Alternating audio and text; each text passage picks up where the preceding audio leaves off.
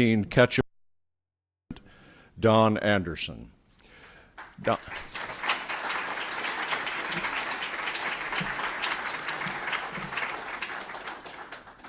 The introduction is longer than that. Buck Ketchum was a very important person in ocean science and was responsible for the efforts that led to the Coastal Zone Management Act of the United States.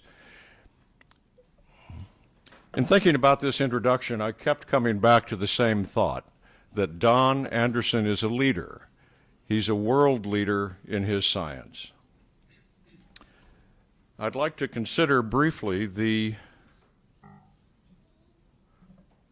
way in which this works first. Could we have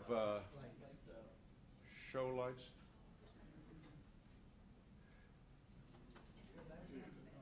There's Don. If you hadn't known him, this is Don.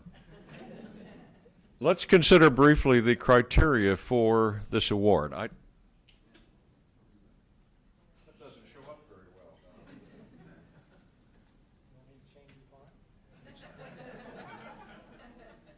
Well, while Don works on that, I'll go through it.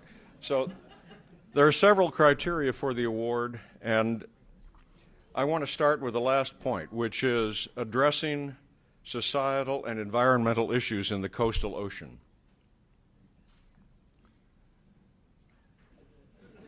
I normally have black on white.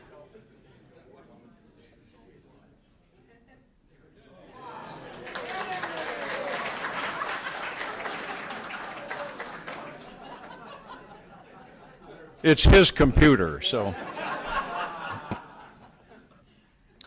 Addressing societal and environmental issues in the coastal ocean. So Don's research career has focused broadly on harmful algal bloom. So an organism called Alexandrium that produces a toxin can be consumed by shellfish, and people who eat the shellfish can incur disease and sometimes death. And this toxin and the organism are the subject of Don's research, which in essence is societal importance, meeting the criterion at the bottom. And Don's work with HAB monitoring and assessment led to his receiving the Belding Award from the Massachusetts Division of Marine Fisheries, and he was also named an environmental hero by NOAA for the research in this area. So he certainly meets this criterion. Going back to the top, innovative and coastal and nearshore research, Don has been a pioneer in applying new technologies as they came along in use in HAB research, and he has used remote sensing from space and also remote sensing in situ, that is in the environment, devices that sample, collect information, telemeter it back, and I'm sure you'll see something about this in Don's presentation. International recognition. I think in my experience and observation, Don is the first person that people go to for advice and assistance, not only locally but around the world. He has assisted China, the Philippines, countries in Europe, Africa, South America, the Middle East, and he has been very effective at that. In 2008, he won the Yasumoto Lifetime Achievement Award from the International Society for the Study of Harmful Algae. And in this year, for his effort in helping the Chinese, he was awarded the President's International something or other.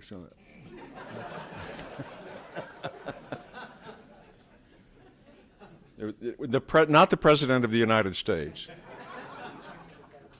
the President of the Chinese Academy of Sciences, the President's Award and a Fellowship for Distinguished Scientists, which allowed him to go to China again and make presentations.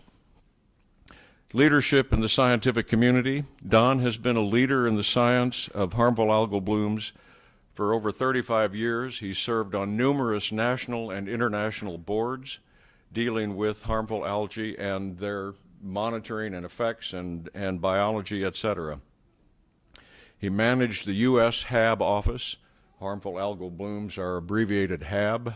You'll hear it. He led to the development of the U.S. National HAB Plan, and he led efforts to establish the European-U.S. bilateral research programs in HAB research. Strong interdisciplinary interactions. Don's work couples physical and chemical and biological oceanography, as well as remote sensing and modeling to address the HAB issues. And with collaborators such as Dennis McGillicuddy, who you may hear about later, his Gulf of Maine studies are really a model of interdisciplinary research in achieving some comprehensive understanding of a biological problem. Inspiration to students and junior scientists. Well, Don has had a large impact in training students and postdocs, students in the joint program and students from Europe and Asia, postdocs from Europe and Asia, who come to Don's lab to train and to learn how to do studies of harmful algae and harmful algal blooms. Do they inspire him? Well, I have to say it was a student in Don's lab who instigated the nomination, which led to this award. You will hear from her on Friday if you attend her doctoral defense.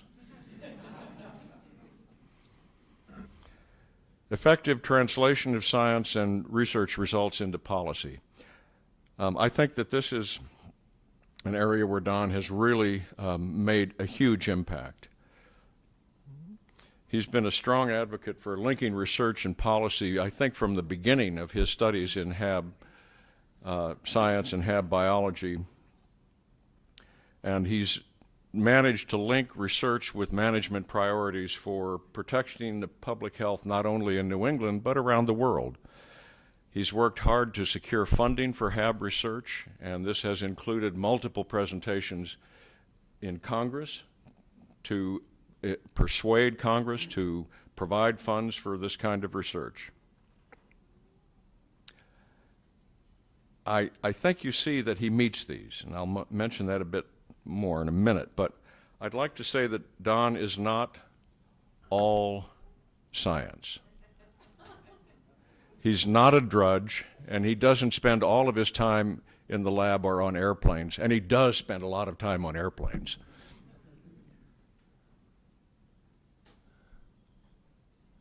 Here he is in one of his favorite pursuits. Although this happened to be at a HAB conference in Denmark, yet he was engaged as bartender. But he also has other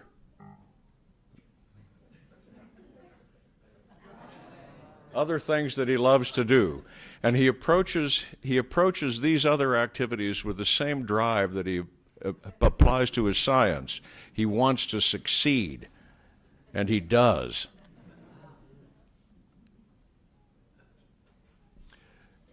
This keeps bouncing back and forth, Don. I don't know how you do it. Well, as indicated in the description of the Ketchum Award, and here I quote, "It's to honor internationally recognized scientists who demonstrate an innovative approach to coastal research, leadership in the scientific community, and who provide a link between coastal research and societal issues." I think Don hits a home run on all four counts, and he is perhaps the singularly most influential person in the world in the study of harmful algal blooms. Lastly, Don, I reached out to program managers, and Fred Tyson at NIH said, "I wholeheartedly offer my congratulations to Don." And Don Rice at NSF said, "I welcome the opportunity to send along a few words of tribute. Science and society owe Don a lot, and I want to make sure that NSF's acknowledgement of that fact is part of this celebration." In sum, Don Anderson is a national and internationally known leader in an area of significance in the coastal ocean. His efforts impact the science, the policy, and the practice in dealing with HAB issues, and he is without question an ideal candidate for the Ketchum Award. I give you Don Anderson.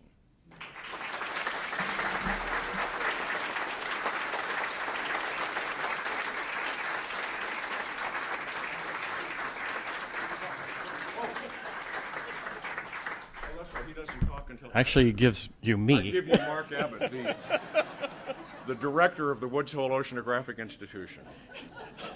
An august personage in himself.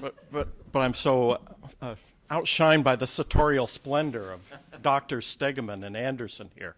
But I wanted to welcome all of Don's friends and family, as well as his colleagues and researchers from the institution and around the nation. I think this is a very well-deserved honor. I've known Don through citations in journals for a long, long time, and he is the world's expert. And I think one of the unique things about Don is he doesn't keep that within the science world. He certainly has earned that outstanding recognition and reputation, but he shares that with people who need this kind of information and knowledge and understanding, from Chile to China to Africa. It's really quite an honor and quite a set of achievements that Don has accomplished over the decades here at Woods Hole Oceanographic Institution. We're really proud of all that you've done, Don, and I'm first going to have you come up and you'll get a certificate that actually is already framed. We don't have to say suitable for framing. And this is in recognition of his scientific and educational leadership in the field of harmful algal blooms, specifically safeguarding public health from toxic shellfish, not only nationally, but globally.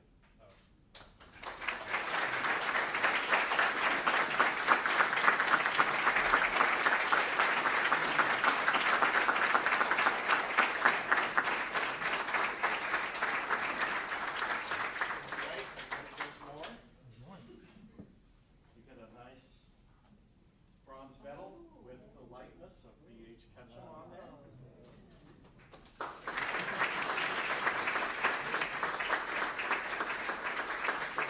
And then he gets a letter that says, an honorarium will appear in your buoy paycheck, which he'll either use to buy more golf balls or replenish the wine cellar. We're not sure which.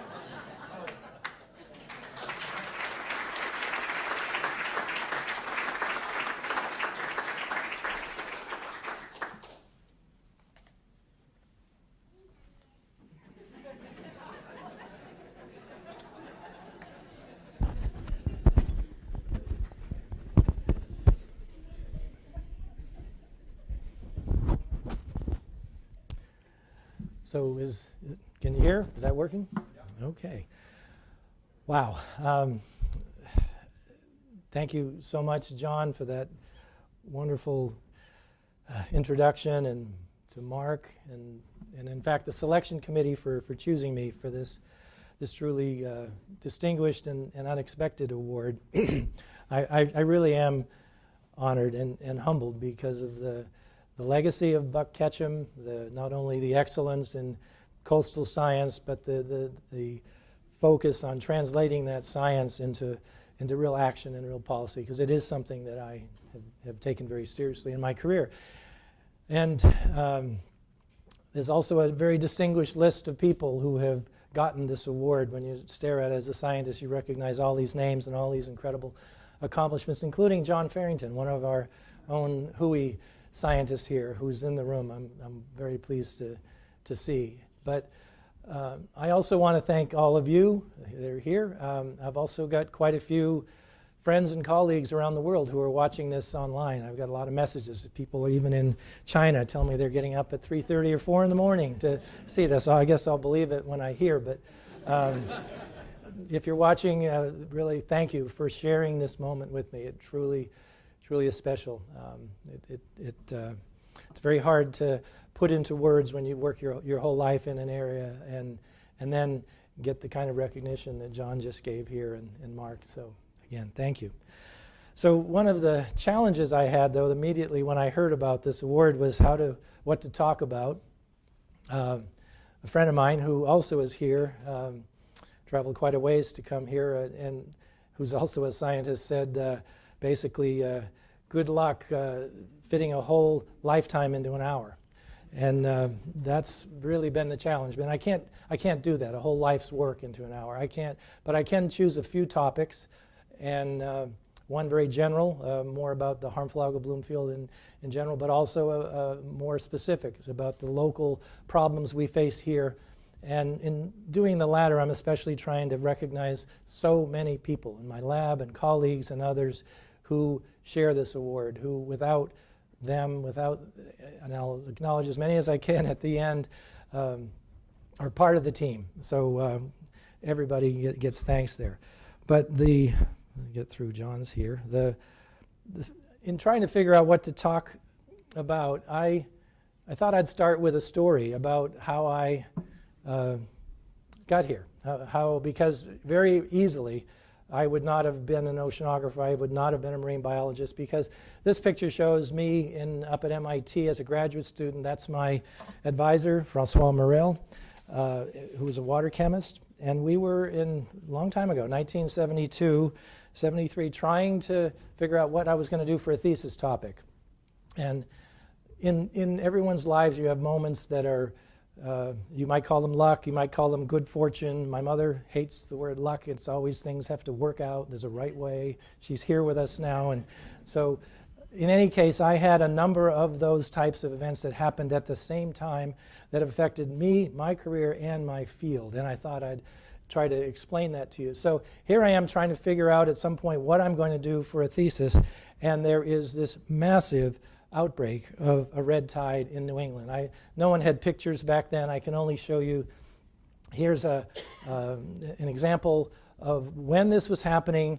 No one would eat seafood of any type in the area. This was the very first outbreak of its type, from like the mid-coast of Maine all the way down through New Hampshire, all the way around Massachusetts to the southern part of the Cape. Thousands of seabirds were dead along the shore. Shellfish were poisonous. They had to recall shellfish all over the state. Several dozen people got very, very sick, and unfortunately nobody died. It was, as it says, it was basically a public health emergency, unexpected in this region. So here I'm looking for a thesis, and all of a sudden this event happens. It's like, wow, there's got to be some chemistry there that we can study. And I won't go through the details of what we tried. Needless to say, though, there was a path to a different direction that emerged during that initial work. I was growing cultures. This is the organism we used to call Goniolax. It's called Alexandrium now. And this swims around. There are two cells here. It swims around in the cultures, and that's sort of a normal-looking pair of cells. But I kept finding these in my cultures. These are rounded cells. They look different on the inside. They're non-modal. They don't swim. And I wanted to know what they were, and maybe were they important. And the second, sort of when I talk about stars aligning and all these things, the first one is that big bloom in 1972. The other one is right here, David Wall, who was down here at Woods Hole in the geology department. I know Dave Ross and others will recognize him. And he had also just had a major discovery at that point. He and some colleagues simultaneously out at Stanford. They're paleontologists, and they take drill cores and rocks and dissolve away all that hard material. And what are left are the walls of these incredibly resistant organisms that they called hystricospheres. They thought were an extinct group of organisms that they were finding in these rock samples and drill samples.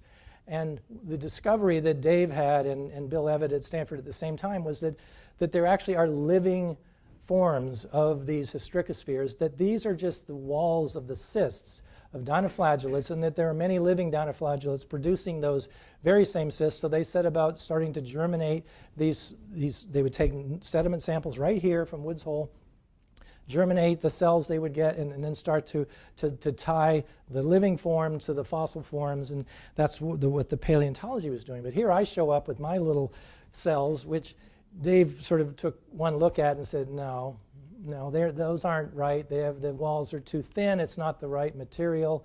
But he could have stopped there, but he says, hey, let's go try to find these.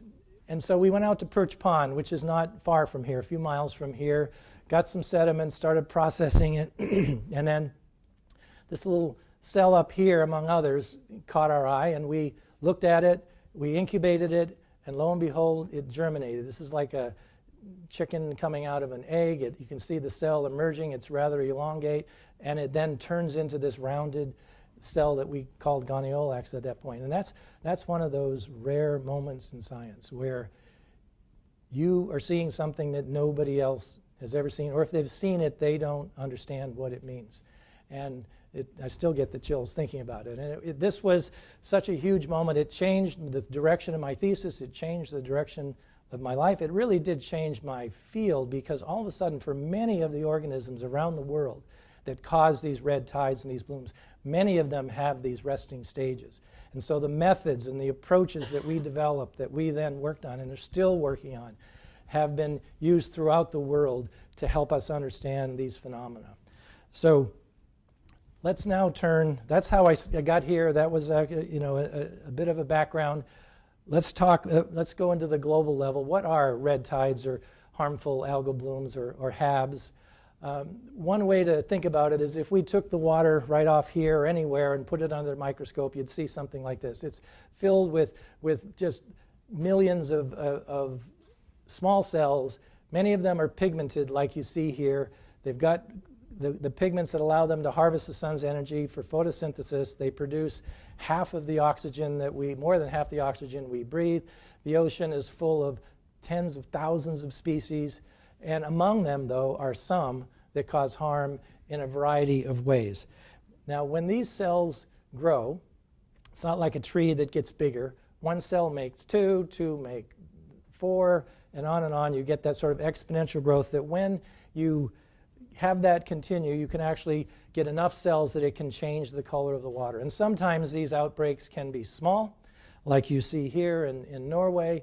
Sometimes they can be huge. This is one that's visible from space off the coast of Korea, almost reaching to Japan. They can be massive. And the point I want to make here is that I could show you many other pictures. Some of them are red, some of them are brown, some of them are green. In this region, when the newspaper says the red tide has hit Cape Cod, the water will look like this. It's typically blue, and it looks harmless. And yet this sign would tell you, don't eat the shellfish there. When I took that picture years ago, just 2 or 3 clams from that area, this is out in Eastham, would have killed any one of us in the room. It was that poisonous, and yet the water's blue. So that's why we don't like the word red tide. It really doesn't work. You use it to bring people to your seminars, but harmful algal bloom or HABs is really the term the scientists use. So what are the impacts? Well, here's one of these blooms. This one's actually in New Zealand. And typically this would be harmless if it's out to sea. It's not a toxic organism. It's gotten a large accumulation. The cells have grown. But when these kind of blooms get in very shallow water and then start to decay and die, they use up the oxygen. And when that happens, you get these mass mortalities of everything that lives in that shallow zone. It could be shellfish, it could be squid or fish. You get these incredibly non-discriminate mortalities just because of hypoxia or anoxia, the lack of oxygen. But it's not a toxin. But there are a huge number of our species that we work with that do make toxins. This is a picture of reddish water from Florida. And so you've got a red tide, but you also have fish that are dead, in this case from a very, very potent neurotoxin that particular alga produces. And so you'll see millions of dead fish along the beach, wild fish. But some of these organisms and toxins can also affect farm fish, and do. This is a picture from Chile, which produces about half of the farm salmon that we get in this country, and it's a huge part of their country's industry and resources. And I was there just a year ago, and it was rather amazing because their salmon industry lost almost $1 billion worth of salmon in just a week or two to a red tide. If you can think about that, $1 billion of resource. And it didn't just stop there, because it was such a mass amount of mortalities that they really had nothing they could do with the fish. They couldn't bring them to meal processing plants and so forth, so the government dumped a lot of them offshore. Now, it was pretty far offshore. It was about maybe 100 kilometers offshore, but still they did. And unfortunately for them, within about 3 weeks, another red tide occurred, a different organism that made all the shellfish in the region poisonous and shut down all of those industries. And this is the truth, this led to incredible social uprising all over that part of Chile. It lasted over a month. These are real pictures of people lighting fires, barricading streets, blocking all the ferry. There was no ferry service for a month, blocking bridges, all of this because they were convinced the government had not managed that phenomenon properly. And it was one of the reasons that they turned and called for outside experts to come and give them advice. So that's just an example of the kind of fish farm mortalities and the way these blooms can affect communities and countries. Now there's also, here are 5 different syndromes that are human poisoning syndromes associated with shellfish that have eaten various species of algae, each with a different kind of toxin. And you can have different symptoms. And I'll talk quite a bit about this paralytic shellfish poisoning. That's one of the biggest problem we have in this region.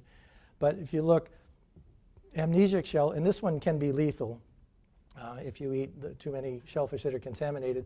Amnesic shellfish poisoning is an interesting one. It's perhaps, we've known about it for 30 years or so, but it was new before that. And it does exactly what it sounds like. It causes amnesia, permanent. It basically causes brain damage where you lose your short-term memory. So you will remember your family and where you grew up, but you won't remember where you parked your car or what you had for breakfast. And that is permanent just from eating shellfish. And that toxin has just reared its ugly head in this region to a significant extent just this last fall, and again early this year. It's a relatively, we know the organism is around, the organisms that cause it, but there have been some blooms recently that are worrisome. Another syndrome is something called Ciguatera fish poisoning. It, once again, starts with these little single-celled dinoflagellates, as we call them. But instead of swimming around all the time, they choose to live attached. You can't really see it, but they live attached to those seaweeds or dead coral or sand. And then the little herbivores come along, the little rabbits of the ocean. And they graze on that seaweed, and they get the dinoflagellate almost by accident. And then the carnivores eat that little herbivore, and another carnivore eats that. And this toxin is fat soluble. It's a lot like DDT or the PCBs that can then move through the food web. And it's also metabolized and changed. It starts out with this structure, changes into this structure, which is many times more potent. And so a human that then eats one of these big predator fish can get very, very sick. The symptoms can last forever. For some people, they can last for a lifetime. Dennis McGillicuddy's father was on a fishing trip, got poisoned. He can vouch for how bad this poisoning is, and that's one of the reasons when I go to the tropics, I rarely eat local fish. You'll see me eating salmon and cod and things like that if I'm going to eat fish there. All right, what about other impacts? Some of these toxins, like the one down in Florida and there's one in the Mediterranean, actually become aerosolized in sea spray, so that you can be walking along a beach and you start coughing and wheezing and have to either wear a mask or leave the beach because of that exposure. Or in some cases, it can even cause flu-like symptoms. There are animal mortalities of many different types. You can have seabirds, sea lions, the manatees, the lovable manatees, the endangered species in Florida, many of them are dying. You can see this one event. There were many of them that were killed by the red tide down there, and many whales as well. Even these big, huge animals can die from these toxins because they are so potent. That Ciguatera toxin I mentioned is 10,000 times as potent as cyanide. So that gives you a feeling. Saxitoxin, one we worry about here, is 1,000 times more potent than cyanide. So you can see it doesn't take very much to cause this kind of damage. And another impact that has kept me quite busy in these recent years is in desalination plants. It's something you might not think about. But there's 18,000 desalination plants in the world. There's 300 million people that rely on desalinated water to drink. And that number of plants keeps increasing just as the number of algal blooms keeps increasing, and that intersection has been inevitable. And so these are just a few examples of where some of these plants have been closed down, sometimes for months at a time. And this is not like an electrical grid where if one power plant goes down, another one supplies the electricity. These are the major drinking water supplies for cities and industries. It's incredibly disruptive when this happens. And so this is yet another impact. And it's really actually not the toxins. The toxins are pretty well removed from all of the processes that they use. But it's a lot of the organic material and the biomass produced by these algae that becomes the biggest problem for that industry. And then there's other category that you'd call just noxious, things that are just distasteful. And this is a slime that's produced by an algal bloom in the Adriatic Sea, and it can be taller than me in the water column. It can be 3-4 meters deep sometimes, just hugely thick and slimy, just again produced by these blooms. And then there's what I think of almost as the poster child of some of the HABs. This one's a seaweed. It's not microscopic. This is Qingdao in China, and this is a seaweed called ulva. And when you next eat your sushi, think of this picture and some of the others I'm going to show you, because it's really that aquaculture for sushi, for the nori, the black seaweed that you wrap around your sushi, which is grown down in China. They have these aquaculture sites as far as the eye can see with these nets. And this may not look very appetizing, but that is the nori that you eat. And around the edge of this net is this green alga called ulva. It's a contaminant. And so what the fishermen do is, or the farmers do, is they just scrape it off, drop it on the mud. The tide comes in, it picks up into these big, and it grows because the water it's polluted, it's enriched, and these big rafts of this green alga travel off with the currents and the winds. And they are so big, you can see them from space. See these little green dots everywhere? You can see them from space. And then they move up hundreds of kilometers from here, their origin, up here into the Qingdao area. And then the winds can carry them in, and you get this type of scene. It's like incredible. This almost shut down the Olympics in 2008 because that was a sailing venue for the Olympics. And they brought out 10,000 soldiers to try to clear the beach and eventually removed 1 million tons of this algae. You can see people still swim in it. It is amazing. So those are just some examples of these HABs and why there's so many demands around the world for knowledge about it. But let's talk about trends real briefly. This conveniently, given what I was talking about, 1972 is when I said I was starting in this whole field. This is what we knew in the United States about the various HAB problems. You can see a few of the syndromes, but not very many. This is what we know now. Basically, carpeting the country, certainly the same is true in the inland states with freshwater versions of what I'm talking about. A lot of syndromes we didn't even know existed back then, others that have moved, spread down the coast. That kind of expansion is seen globally as well. This is the same sequence, what we knew in 1970, what we know now with the paralytic shellfish poisoning syndrome. It is truly a widespread phenomenon and is continuing. We keep adding red dots to these maps. Why? I'm sure you're thinking, I could have spent this whole time talking about these things. There are lots of reasons. Some of them, no doubt, that we didn't really know how big the problem was. When I say 1970, 1972, there really weren't very many people working in this field, so it was just naturally discovering how big things were. But we have also made it worse. We've made it worse, for example, in some sense that we have much better chemistry. We're over there finding things that we never could detect. There's increased aquaculture. There's ballast water dispersal of some of these toxic species. Climate change is an issue I would love to talk about but may not get to. And then eutrophication or pollution. These are plants, so the nutrients that they need are found in typical pollution sources. So lots of reasons for that expansion, but there's no question that it's real. All right, so now let's turn to the local situation. And just to remind you, PSP, a syndrome you get from eating shellfish that have been contaminated. To tell the story, though, there really are two types of blooms, if you will, in this region. I can't just describe the Gulf of Maine one. Years ago, I started my thesis and my postdoc work in these little salt ponds here in Cape Cod. 25 years later, we've gone back with a vengeance and are studying them, and I really do want to cover some of that because we're learning tremendous things from those studies. But I'm going to start here. This is the Nauset Marsh System out on the Cape. Near the the National Seashore and the Visitors Center. And I forgot, I wanted to first highlight again, the life history of this organism. You heard me talk about these two before. These are the cells, the vegetative cells as we call them, that swim around and photosynthesize and cause the bloom and the toxicity typically. These are the cysts that are the same species, but just they remain in the sediment. They germinate, that cell divides, gives you these vegetative cells here up in the water, and then this is what we call asexual reproduction. The cells are dividing. But then at some point they have sexual reproduction where they form gametes that fuse together to make a zygote that then makes that cyst. And that is the life history. And what the beauty of these salt ponds is that the blooms we study are basically captive within them because of this very narrow and shallow inlet channel. I'll explain that in a second. But we can follow a bloom from beginning to end in these systems, and that has given us huge insights into this organism's biology and ecology.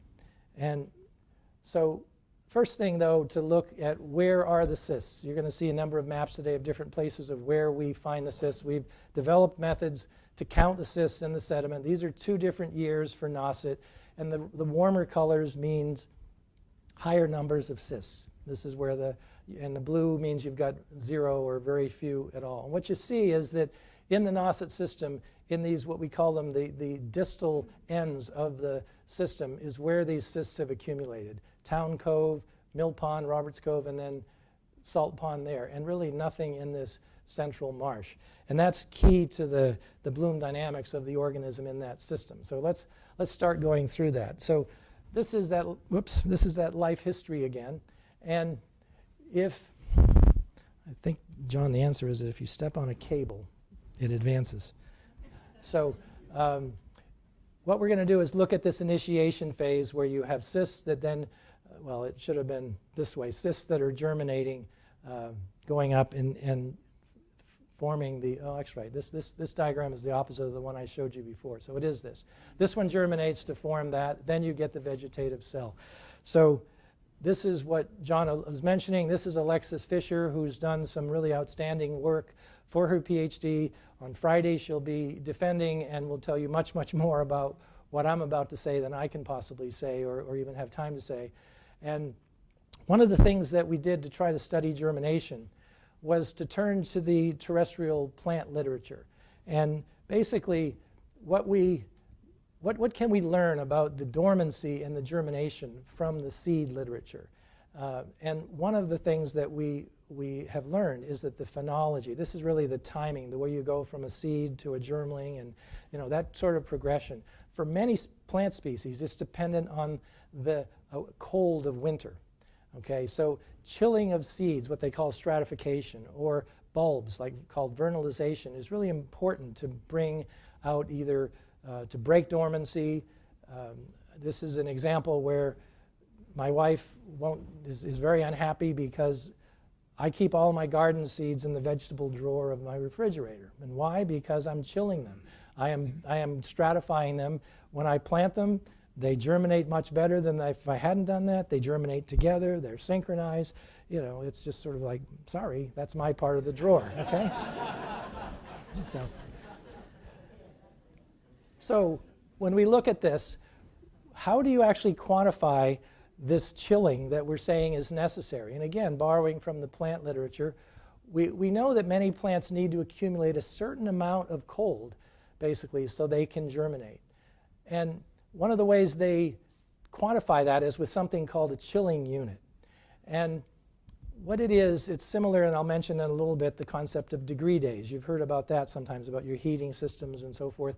This is a little bit the opposite. This is how do you measure the amount of cold something experiences. And this looks complicated, but it really is simple. It just says we take a temperature, which in our case we've determined to be in centigrade, 15 degrees, and if the temperature on a given day happens to be 0 degrees, then 15 minus 0 is 15, and over one day is 15 chilling units that you've accumulated. If it was 15 degrees, you get 0 chilling units. And then you just sum that up through time. And that's the concept of how you want to keep track of the cold that you've exposed your cysts to or your cultures to. So what Alexis did was collect a lot of sediment from the Nauset area, stored it at different temperatures. You see 2, 4, 6, 8 degrees centigrade. And then tried to germinate these cysts from the sediment. And naively, I think if I asked which ones are going to germinate faster, some of you would probably say, oh, the ones that are in the warmer conditions, because typically in biology, a lot of things happen faster when things are warm. The biochemistry works better. It's just the opposite. It's the cold ones you see here, this line there, that are the quickest ones that can germinate. And in fact, the difference between when 50% germination occurs for the 2 degrees versus this 8 degrees is 10 weeks. That the warmer it is, so let's do it the other way around, the colder the treatment, then the earlier the cysts germinate. But does this actually fit with that chilling unit or that seed chilling paradigm? And what she then did, this is the same data that you saw just now. And then over here, instead of plotting this versus calendar day, she's now got this versus chilling units. In other words, if you have 2 degrees centigrade for 30 days, whatever, you can calculate exactly how many chilling units that cyst was exposed to. And what happens is these curves collapse together. And now you have a very, very small, at 50%, very small difference between them. So basically, cysts can keep track of the amount of cold they're exposed to. So they do have a chilling requirement. So what does that mean? Why do you care? Well, if you think about it, there's a term that again comes from that literature that's called precocious germination. Imagine that you are a cyst and you have a period of really warm temperatures in December. It makes you germinate. But then it turns cold again, and the water is just not going to let you grow. Excuse me here. It's not going to let you grow. That is something you don't want. That's not a good thing. It'd be much better to push your germination off until there's more likelihood for that warming to be associated with a prolonged period where you can do well. And so basically, we hypothesize that, by the way, there's another reason, which is also this synchronizes germination. The cells tend to all germinate together, which is a great way to really make a bloom if everybody else is there with you. So we hypothesize, though, that this chilling response allows Alexandrium to maximize its basically its ability to respond to a variety of different temperature regimes and habitats. So this is something we're testing in the Gulf of Maine, in Puget Sound, in Seattle, and in fact, in about a month, I guess, Alexis and I are going to be on a cruise up into the Arctic, looking at Alexandrium cysts as far north as we can get to see if they indeed have this same sort of behavior in that extreme environment. All right, so the next phase to look at is bloom development. And this is where the cells are growing and dividing, an important part of the story. And if you look at some really old data from years ago from my lab, just look at this first column here. And this is Alexandrium abundance, and this is depth of the water column. It's just 4 or 5 meters deep. And it's really hard for me to see, but I'm pretty sure this is like 10 o'clock in the morning. And you see the cells are between 2 and 4 meters deep. And then a little bit later, they're still in that area. And only as the day goes on do you start seeing them move down to the bottom. And then in the middle of the night, they're down the bottom. And then they start coming up higher and higher. And that's called diel vertical migration, daily vertical migration. They just go up and down and up and down.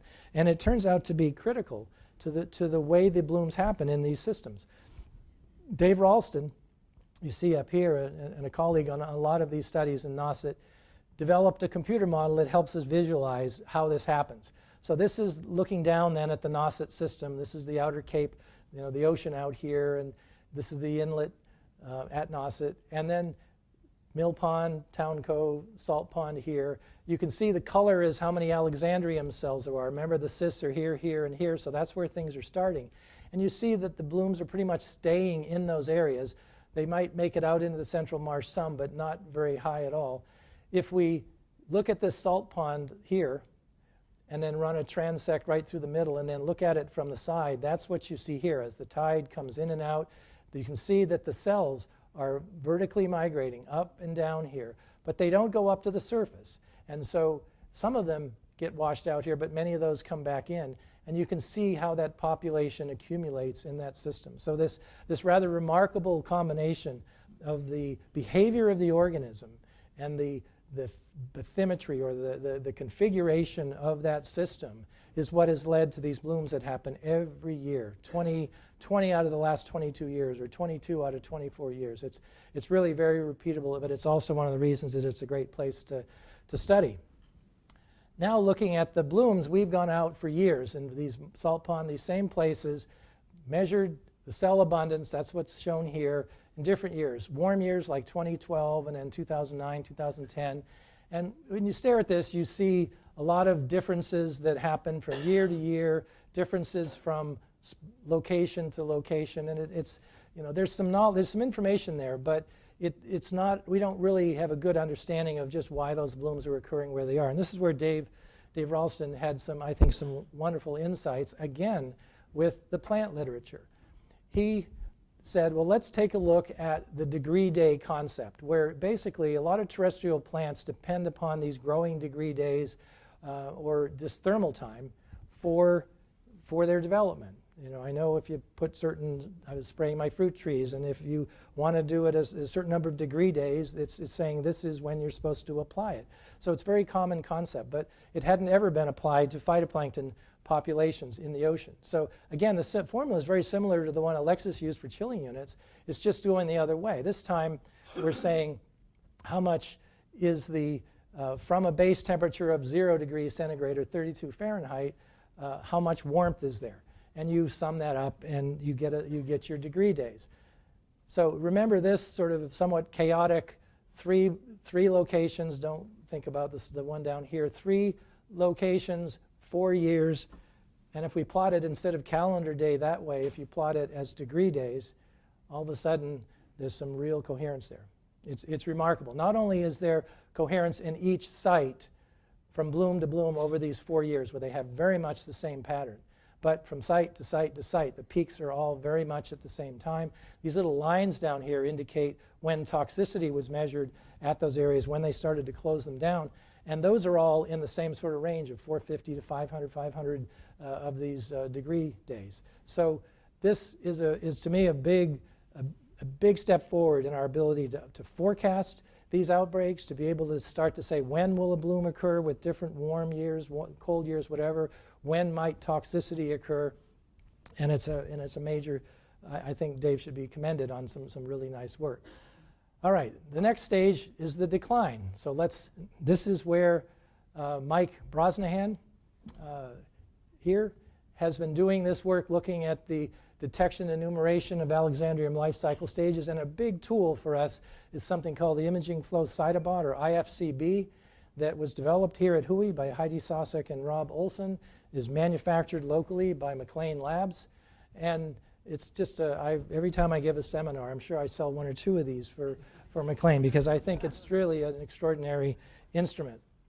So what does it do? It's an underwater microscope, and that sounds really maybe simple, but it's not. It's got a laser, and it's got all these other features that I don't have time to go through, but basically it takes really high resolution images of all of these particles that it sees at the rate of 8 to 10 or even 12 images a second.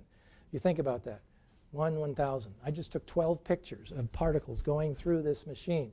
And they're really good pictures, but you can see that over the course of a day or a bloom, you're having hundreds of thousands or millions of images. Humans can't deal with that. And that's where Heidi's developed this classification software, where it's a lot like the facial recognition software you see on TV, or they might use in the airports, where you take certain features and you can identify, in this case, species, and do it in an automated way. So all this incredible data that's flowing through is getting analyzed by the software and telling you the species that are there. Well, Mike, it surprised me, to be perfectly honest, convinced me to let him try to do it for Alexandrium. And I thought, oh, they're little round balls, it's not going to work. But in fact, not only to succeed, he's able to identify and classify all of these these are all Alexandrium cells. Single cells, doublets, quadruplets. There are these zygotes, these big the swimming zygotes I talk about, this parasitized cells, there's fusing cells. All of those he can develop classifiers for and let this system enumerate. And I could show you many, many figures like this. I'm just going to show you one to give you a view of the incredible level of detail we are now getting in these blooms. Here's just a very simple way of looking at the bloom of Alexandrium. I think this is in 2012. So it's just low and it's peaking and it's going down here, and you can see it's peaking in the middle of April. In the middle here is the volume of the singlet cells. So just of all those categories, just the singlet cells, the ones that are by themselves, how big are they? The IFCB gives you that data really easily. And the first part of the bloom here, you can see that this is going up and down and up and down, and it's basically the cells are getting fat and small, and fat or bigger and small, and bigger and smaller. And what's happening is they're dividing. At nighttime, they tend to get large and divide, and then they get smaller. And so what happens if you have that kind of phase division is you can calculate a growth rate. You can actually see and calculate how fast they grow. So we get what we call an in situ growth rate, or a growth rate in the field. That may sound simple or trivial, but it's been like a holy grail for my field for a long time. Very, very hard measurement to get, and here we're getting it from this instrument. Not only that, and by the way, the rates we're getting, as you'll hear in a second, are really high. The growth rates are higher than we ever would have guessed. Notice also that as this bloom starts to peak, the cell volume gets smaller and smaller, and then you have this just a huge number of very small cells. More than 90% of the cells at this point are what we'd call gametes, very small, that fuse together to make these larger zygotes, and the population gets bigger. So we're actually seeing these life history transformations in real time at incredible resolution with this instrument. And I could, like I say, I could go on and on, but basically the bottom line, if you look at it, is that these cells, they're swimming faster, they're dividing faster, they're forming a lot more gametes, they're migrating up and down differently, and they're more toxic than suggested from a lot of our cultures and other tank experiments. So the conclusion, and this is something where WHOI is just so good, why it's so great to be here at WHOI, is that in our ability to understand and forecast HABs requires that we characterize these rates and these behaviors. But we need to do it with these in situ observations and this new instrumentation.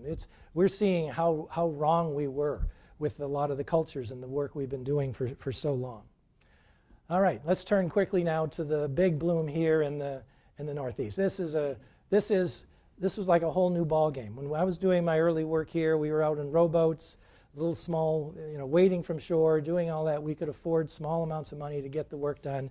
When you start realizing the scale of the blooms up here, it's not possible to do that anymore. And that's not just true here in the Northeast. It's true in the west coast of the U.S., in the Gulf of Mexico, in the Great Lakes. These blooms that we're studying and my colleagues are studying are big, require multi-investigator teams, big ships, and that money wasn't there. And so we had to figure out how to do it. And I don't know whether my wife remembers, but we had one of my college graduate school friends they were over for dinner, and her husband is an astrophysicist, and he was talking about all these missions they were sending off to Saturn's moons or something like that. And I'm here trying to get money for these things are killing people, and why can't we get funding? And I said, what, Larry, how do you do that? And he says, well, we get together as a community. We talk together, figure out what our priorities are, and then together we agree on that. Then we all go down to Congress. We convince them that as a group, this is what's important, and we get the funding that way. We're not all out there with our own individual hunting licenses. We're working together. And I thought, we can do that. I can do that. So took many, many years of effort. I had many trips to Washington, as John said, multiple briefings and testimonies, a lot of this, and then ultimately, in fact, we have our own bill. We actually have legislation authorizing harmful algal bloom research and the appropriations that come with it, meaning we can work with our own funding, and then we can start doing these big programs. And this is not getting money from me. I always was told when I came here that at WHOI, our policy is not to accept pork barrel money, you fight for a program and then you compete. You get money into a program and then you compete, and WHOI does well when it competes. And that's what we needed to do here, so we competed and in fact got money in this first program, EcoHab Gulf of Maine. And in this case, we are now trying to study the blooms in this big area, and obviously you need big ships, lots of cruises to do this kind of survey. This is an Alexandrium bloom here that you see from, I think that was 2005. And what you need, though, is a team. And here is that team. And I'm just trying to make it clear that this is not obviously just me or my lab. Many different universities, institutes, government agencies working on this one. The next program a few years later called GOMTOX. Now we not only continued to look in that area, but we came out and we looked around Georges Bank, because as you can see in this image, we can get toxicity out on Georges Bank as well. Again, a major team effort, lots of people, lots of different disciplines involved. So what have we learned in these big studies? I have to really summarize these things, as each one of them is a story in and of itself. What do we know about cysts out there? Well, this isn't that work from those years. This is actually goes back to a paper that Bruce Kiefer and I wrote in Nature in 1987. And it's remarkable finding in that we went out there looking at blooms. This is 2 blooms off of Cape Ann in Massachusetts. And you can see the Alexandrium abundance one year and then the other. And we were collecting mud and trying to germinate it, both surface mud and mud that's down deep that we thought had a lot older cysts, new cysts versus old cysts.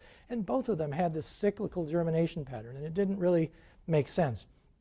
So we grabbed some mud right here, brought it back, a lot of it, kept it under absolute constant conditions, and took little samples out periodically, tried to germinate, and we recreated that cyclical pattern.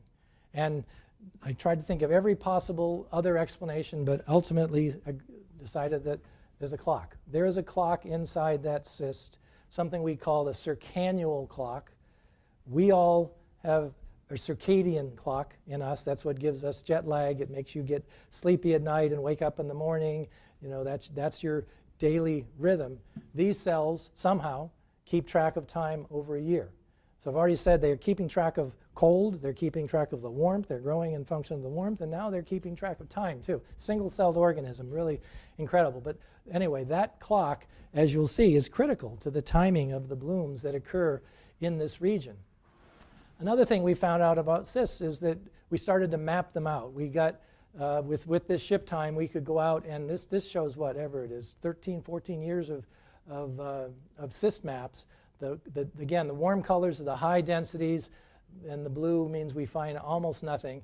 And the observation from all of these first is that there's this really large interannual variability in the number of cysts that are out there in the Gulf of Maine, easily a factor of 10 between years, sometimes more. And this is the inoculum for the bloom that happens every year. And I never did say this.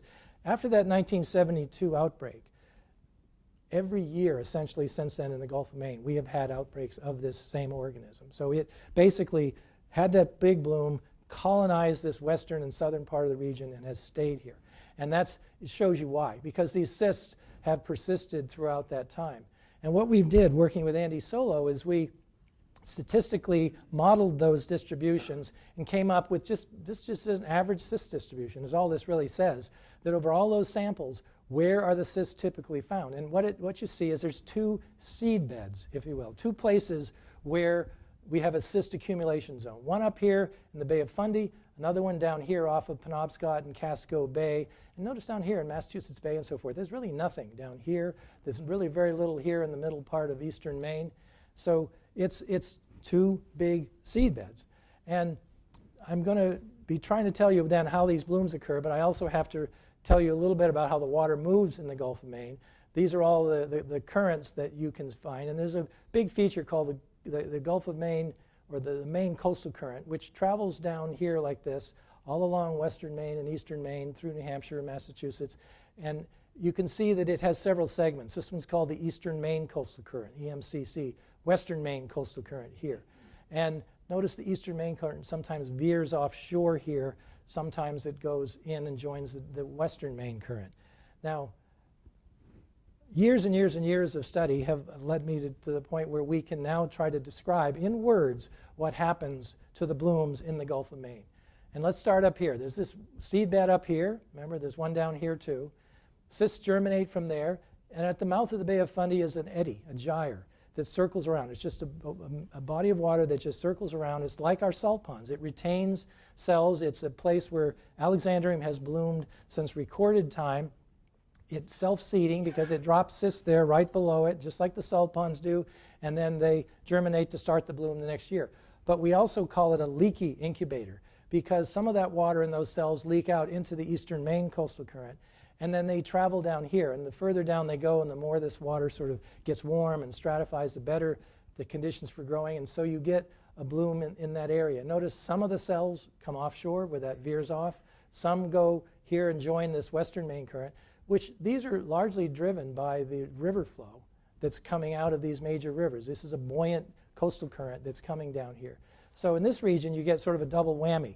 You get cysts that germinate up here and cells that are growing that are delivered to this area to continue the bloom. And you get new cysts germinating and new cells coming up that can propagate further to the south. And notice that here in Massachusetts, everything we get started to the north. Everything, there's really nothing much originating other than these little salt ponds that I mentioned here on Nauset. We get this huge delivery, and it's all dependent on how big these blooms were up here, the kind of winds, the kind of runoff. All of those patterns can affect that. And this is where, to sort of visualize this better, some of the, probably the best collaboration in my scientific career with Dennis McGillicuddy and also with Roy-Ying He, they have developed a bloom of Alexandrium that has just been tremendously valuable in our understanding as well as in our management. How do you build a model of a red tide? Well, you start with a physical model of the hydrography. And this is just an example of the salinity in the region. Notice the Gulf Stream here. You can see the bluer water is the fresh water coming in along the coast of Nova Scotia, the St. John's, the Penobscot, the rivers entering here. A lot of features showing up in the physics there. And that is, I think the physicists do a great job with their models. And that part is really well developed. But the next hard part was to add in the biology. So we had to add a biological sub-model of Alexandrium population dynamics. And I just can't go through this other than to point out it starts with our cyst map. Remember, every year then we do a cyst map. So this is the potential inoculum. We know from our annual clock, the circannual rhythm, when those cysts can germinate. We know then from lab data, their germination rate is a function of temperature in the light and in the dark. And once they've germinated or in the water, we know their growth rate from lab measurements is a function of sunlight, temperature, salinity, and so forth. There's all of this. I can wave my hand and say this in 30 seconds. It's taken years and years to get this to work. It's nowhere near as easy as I made it sound, but it is a wonderful product, a tool. So here you see this is the model run for the year 2005, showing pretty much what I was trying to describe. If I can, I'll try to stop this so you can get a view. So okay. So now you see what we are getting at. Where does the bloom begin? It's got up here as well as down here. These are the two cyst seed beds, and then it proceeds from there with the water being warmer in this region, and the currents, the coastal currents carrying it down. It all fits, and it's a great way to visualize this bloom dynamic that I'm talking about. So model has been used for so many things. We use it for hindcasts, looking back, like why was the 2005 bloom so large? You know, we can vary a lot of parameters and try to answer that. We can do nowcasts, what's happening right now. And we are also doing forecasts of two types, weekly forecasts and seasonal forecasts. And I'm going to start quickly with the seasonal forecasts. But the question you have to ask, this is like saying we're going to have a big hurricane year this year. You hear that from NOAA. There's going to be a lot of hurricanes. And they're doing that 6 months in advance or 5 months in advance. They've got ways of doing that. We're trying to say this is going to be a big or a moderate or a limited red tide year. How do we do that if we don't know what the weather's going to be like in a month or 2 or 3 when that's so important in these outbreaks? And the key, of course, are those cyst maps and the cyst beds, because that's where there is a real connection between the size of that cyst bed and the size of the subsequent blooms. So what we do for any given year, this is what we just did for 2017 to make our forecast for this year. We took our cyst map from 2016, and here are all these runs of the computer, the model of just the hydrography for all these different years when we started it. And some of these years were big red tide years, some of them were modest years, some of them were just all these different sort of conditions, all imposed on that one inoculum map, give you then all these scenarios. These are at least a reasonable range of what might happen. And if you do that, so you run all of these models, and you can sort of see that in some cases, I think this is one here, that you will see you actually get some real blooms, something significant. In others, not much at all. And if you try to analyze that by figuring out, okay, what's the average number of cells that we might see in that domain? So don't even worry about the units, but some metric to measure how many cells that model produced. You can see that with all these different forcings, we get this range of estimates of that down here for 2017. Now, that's similar in many ways to when you have a storm that's a hurricane that's coming on shore, there's this cone of uncertainty that they give you. They say, well, this might be landfall here, but it could be here or it could be here. And that comes from this kind of the same ensemble run. So you can see for 2017, we had this range of values, but you can see that in general, they're all low compared to these past years, leading to a forecast that says, well, we don't think that 2017 is going to be a very significant red tide year at all. So this is our record, if you will, the forecasts we've made. Years ago in this 2008, I'll never forget, we were having a PI meeting right before that year, and we had a huge number of cysts out there, and we were joking amongst ourselves at one of this meetings saying, hey Dennis, I'll bet you a beer we have a real big bloom this year. And one of the program managers, one of the state managers from Maine said, hey Don, you can't do that. You know, if there's going to be a big bloom, you got to go public with it, because I got to tell my governor and my commissioner, and we're going to need to get more staff. You got to put your mouth right, you know, you got to step up and do it. So we did. We started doing this, and you can see that we've used terms that are trying. Judy Kleindienst wrote a paper here trying to categorize the blooms over the years, where the big ones that were either extensive or significant, that depends on the terminology, were 400 to 600 kilometers of coastline closed. Others were 200 to 400 and so forth. But you can see that except for these two, we've generally been correct with our forecasts. And again, the reason is because we have found this very strong connection between the number of cysts in this region and the extent of the bloom. That is still holding up. But Dennis wrote an entire paper, which I can't go through now, about what happened in 2010. But one thing I want you to see, what my eye notices here, is notice that we're going from significant and moderate to down to limited, limited, limited. Things are getting lower and lower. And in fact, if you go back here, that's what you see, that in these recent years, the number of cells that the models are predicting as well is dropping. So we are in this era now, whatever it is, 5 years, 6 years, of very low abundance blooms. And good question as to why that might be.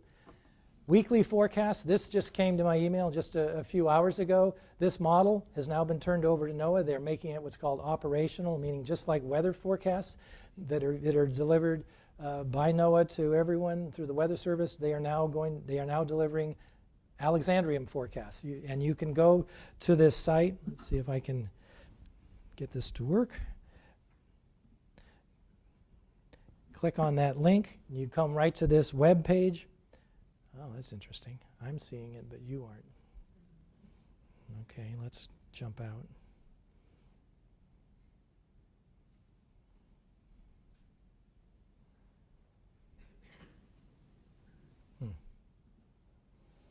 Well,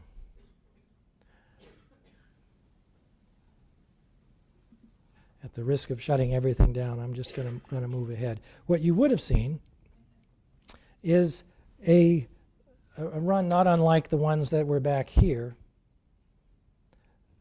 showing starting early this year and going up through to today and 4 or 5 days ahead, based on the weather forecast. And that was telling people what we think is going to happen. Now, the problem with that type of forecast, though, is that it started in like March, and we don't have any way to correct it. We don't have any way to make it more accurate. And what do I mean by that? So what can we do to improve these weekly forecasts? Well, one of the things we need are we need to have in situ sensors that can measure our Alexandrium cells, toxins, and feed that into these models. And the analogy would be in the Weather Service, where you have these same sort of models. They model the physics of the atmosphere the same way we model the physics of the ocean. It's a fluid. But what they also have are they're sending up balloons constantly, and they have weather stations everywhere. and the data is being assimilated into those models. They're resetting things and running them forward again, and that's one of the reasons the weather is so accurate, because there's so much data coming in, and that's what we need in the ocean. That's what we need for our HAB models, and we have now been developing that with some new instruments. It's very much in the early stages of this work, and that's our ESP, or Environmental Sample Processor program, that is led in my lab by Bruce Kiefer. And if I can see if this works. Life, Here we go. and the search for it, is perhaps our greatest adventure. On Earth, the most abundant forms of life are those that we cannot see with the naked eye. 3 kilometers below the ocean's surface, microscopic life forms flourish in the liquids seeping from the Earth's interior. What are these organisms? How did they get here? And what impact do they have on our environment? Each year, massive blooms of algae render parts of our ocean toxic to humans and wildlife. Imagine if we had an automated detection network warning us when harmful microbes were present. As we further industrialize the ocean, what is the effect of microorganisms in our harbors and off our coasts? Is there a better way to monitor how we are impacting the planet? Fish farms are especially vulnerable to outbreaks of harmful algae and disease. What if we were instantly notified of changes to the health of the waters around aquaculture areas? The Environmental Sample Processor is an automated laboratory able to detect microorganisms in real time. Consider the mysteries this biological and chemical sensor is beginning to address. Our ocean houses life forms we know almost nothing about. Where do they travel? How is humankind impacting their environment? And how are they, in return, impacting ours? The ESP provides us with a model for how we might monitor the health of our ocean in the future and seek out new forms of life in the darkest depths of our world and in the farthest reaches of others.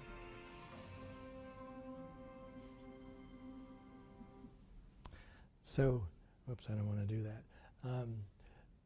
I didn't leave it on long enough, but the ending of that, you would have seen the credits. That particular piece was put together by NASA, which is one of the funding programs for the ESP. This was started by Chris Scholin, one of my students, who went out to Monterey Bay Aquarium Research Institute, where all the engineers helped him build it.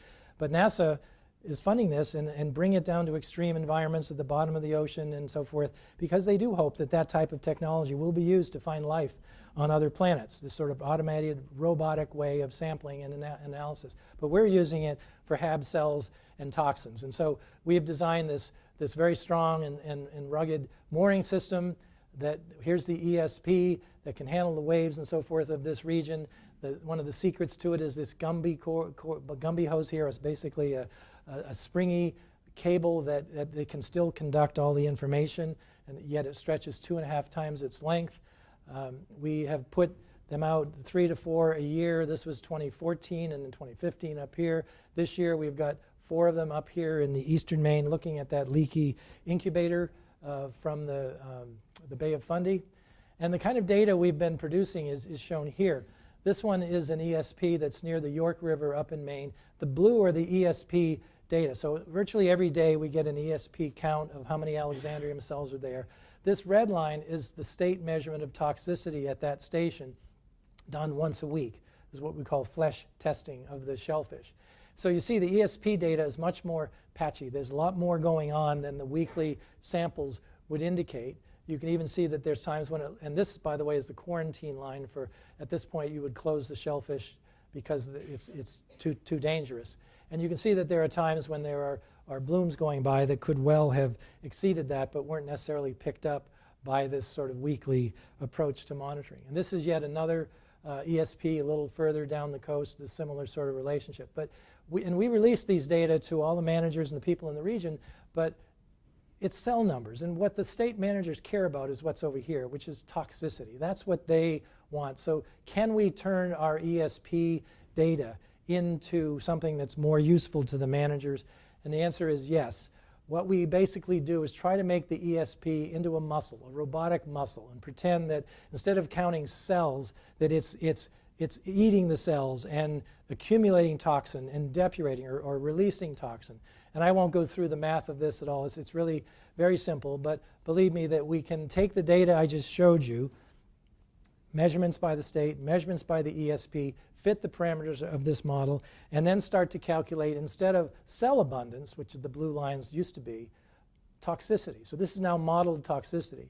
And you can see, again, these are the state measurements, and you can see how the ESP modeled toxicity is very nicely matching what the state was measuring at this station. Notice also, again, there's a point where the ESP would have said this should have been closed during that brief period of time, and the same thing, well, it was probably closed here by the state because they exceeded the value there. And you take another ESP at another station, and again, very much the same sort of agreement, but much more frequent data coming from the ESP because it's sampling daily instead of weekly. So one of the visions we have for the future is some sort of array or network of these kind of autonomous instruments along this coast, providing both cell abundance data that can be used to augment those models, be assimilated into those models so our forecasts get better. Could be ESP, could be IFCB, that doesn't matter. They both have their strengths. But also maybe a way to estimate toxicity and to augment that part of the state programs. So if I were to wrap up and tell you what I've tried to say in a few summary statements, this is hard because there were a lot of points, but I really want you to recognize that this HAB problem is very serious and growing, and it's a global problem, and that's a threat to everything: public health, coastal fisheries, aquaculture, tourism, coastal aesthetics, and even water security.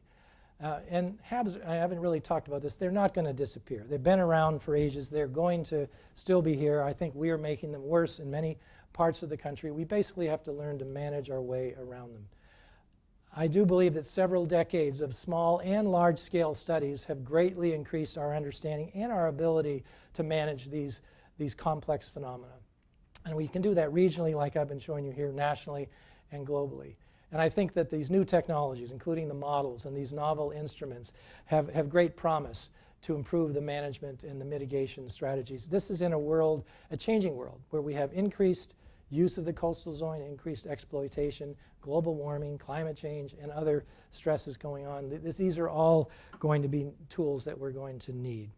So I wanted to put this up here. You all remember, I suppose, the allegory of the blind man or man and the elephant, where depending, he's touching the elephant here and it's a snake, and he touches it here and it's a spear and it's a wall and so forth. But I put this here because in my retrospective, looking back, when I made that switch from water chemistry to cysts and the details of life histories and really the way that has taken me, I had no idea in terms of the New England red tide how massive and complex this feature was that I was beginning to study.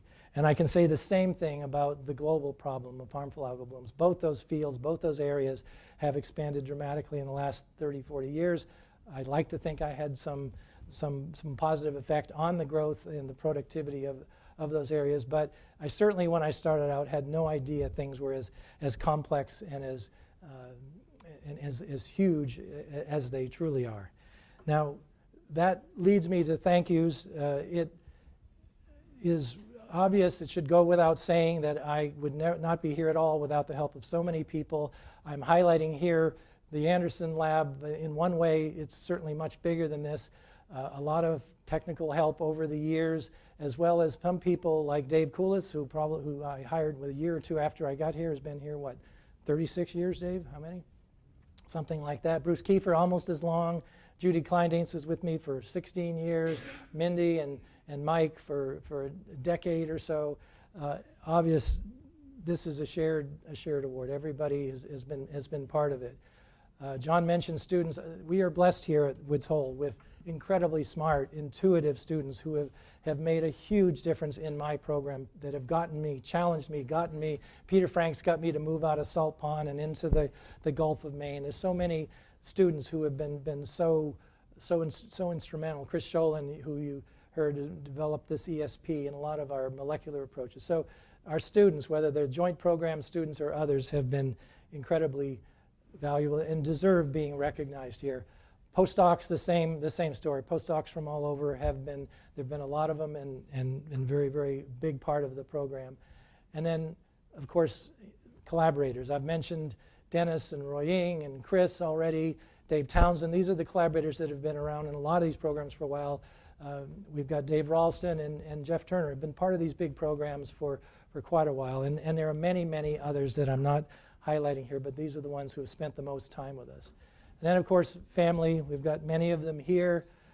My mother, I'm so glad she is here to see this. She raised 2 boys by herself for many years, and a lot of the characteristics that I think have helped me succeed came from her. Persistence, perseverance. Everyone knows she never gives up, never will let up on anything, and intuition. A lot of good traits that I will give her credit for sure. And of course, then my kids and grandkids, and of course my wife, who's had to live with somebody who's been traveling around the world multiple times every year and chasing down this problem that just keeps popping up everywhere. She's had to be supportive and understanding, and I couldn't be more appreciative of that. And then I obviously have to put up the organizations that have helped, but I have one more slide which I'll finish with. And it occurred to me as I was doing this that when my very first seminar at Hui was in this room as a postdoc. And I was pretty proud. We had done all this work finding the cyst of Alexandrium and learning what it germinated and answering a lot of questions, but I knew we had a lot of other questions still to go. And I had back in those days we had transparencies. I don't think the new students these days have even seen these. I'm not even sure we could find an overhead projector in this building. But my wife says I save everything, and it really isn't true. I save the useful stuff, okay? And 38 years later, I found a use for this, okay? This overhead. So, and here's what it says, and this is what I thought then. It's what I think now, and I want you to read it.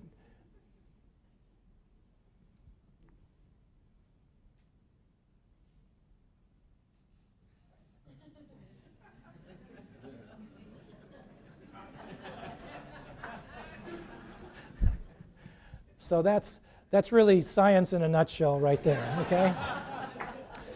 We answer questions, but we raise more. We're confused at a higher level and about more important things. And that is really what I hope I've shown you, that we've answered a lot of questions. We have so many, many more.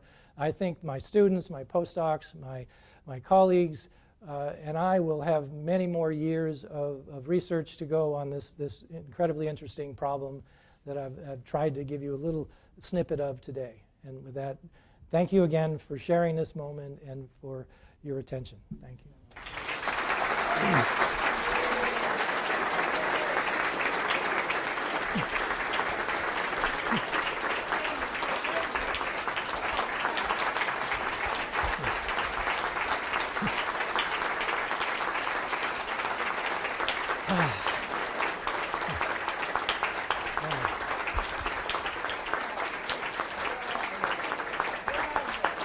Oh, thank you. Wow, thank you. So there will be a discussion now. It's in your program. So we will take questions, but not too many. Don, that was a great talk. Really appreciate it. So why is there a neurotoxin? Is it just an accidental nuisance like poison ivy? Or by killing all the grazers, does it recycle nutrients for the phytoplankton to bloom again? Yeah, that's been a question around for a long time, and I used to answer that question by saying we really didn't have a lot of good evidence. If you look like Jeff Turner has at the zooplankton, you find sometimes there's effects, sometimes there's not, but the more work has been done, you're starting to see effects on fecundity, on the egg production by some of these zooplankton that may be related to at least whether it's the toxin itself or some other compound. There's a great paper that recently came out in PNAS that shows that if you take this copepod exudate, something that a copepod, or these are the animals, the other people that don't know what I'm talking about. These are the little animals that eat the algae.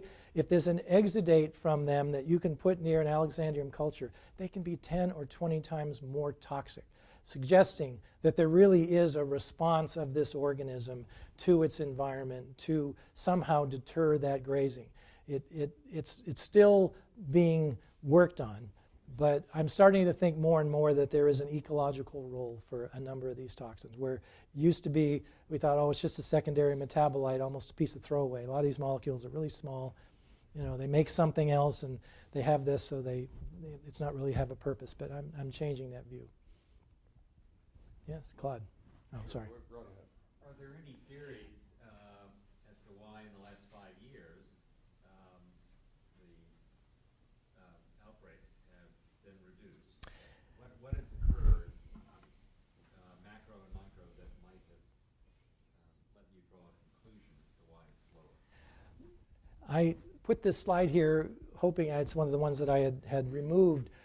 It's hard to see, but this is something we call the HAB index. It was a way of tabulating how bad a given year was. This goes back to 1972 or something like that for Western Maine, and it's some combination of how many stations were toxic, how long they were toxic, and how toxic they were. And you put all that together and you get this index. And you can see back in the 80s and until almost the early 90s, we had these high levels of big blooms. And then we had this area down here with very, very low abundance. We came back up, and then unfortunately the state of Maine stopped their monitoring, so we haven't been able to continue this, but this is clearly on its way down again. So I use this to exemplify two things. That this, Dennis and I have talked about this a lot, this looks like it could be two things. It could be a gradual decrease, that you have a big population that gradually declines over time. My counter argument is that maybe this is something where you have a level here and then you have a bad year where you produce very few cysts, and afterwards you have another low level, and it takes some major event to get you back up again. One way or the other, it appears that we're on this decline because of fewer cysts. We just are not, it's almost like a it's a death spiral, if you will, that the blooms have small number of cysts, so we get a small bloom. We get small number of cysts again, so we get a small bloom, and it seems like they're getting, I don't know whether we're getting smaller or we're actually plateauing at some level. Why that's happening is we honestly don't know. We've just submitted some big proposals to try to look at the effect of climate in this region. We're trying to look at these kind of patterns to see if we can actually infer something from the kind of changes that are going on in the environment. But truthfully, I don't know. I just know now that it's decreasing, and the forecasts are for a continuation of that. John Farrington had a question. So extending that, can you extend that back in sediment cores in the Gulf of Maine or in some other areas where you can see what happened over a long period of time? So we need to put John as a reviewer of our proposal, Mike, right? Because we also... That's the next step in the center. Yes, that is in fact part of what we are proposing to do in a big proposal we just submitted with the Center for Oceans and Human Health here at Hui. And what we want to do, and it is possible, remember I said that the paleontologists look back in these cores and these particular cysts do not fossilize well. They don't have a lot of structure to them. They sort of crumple up, and so that you can't really look at fossilized versions of Alexandrium cysts.